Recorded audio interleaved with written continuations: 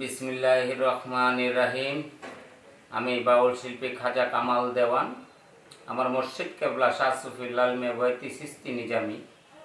আমি তানজুম দেওয়ান মিডিয়ার পক্ষ থেকে একটি গান গাবো এখন, এবং বিচ্ছেদ গান, এবং এই গান শুনবেন সবাই এবং লাইক কমেন্ট শেয়ার করবেন এই কামনা করি। এই বলে আমার গানটা আমি শুরু করতে যাচ্ছি। আসসালামু আলাইকুম রাহমাতুল্লাহ বারাকাতুহু। কে যেন আমার বুকে মারল বিষের তীর, বিষের জ্বালায় আজ আমি হইয়াছি অস্থির। কারে এবার তা জানাই যে শুনিবে মনের ব্যথা, সে তো কাছে নাই। যারে ছাই তা দেখা না পাই, যারে ছাই তা দেখা না পাই, মিছে শত লোকের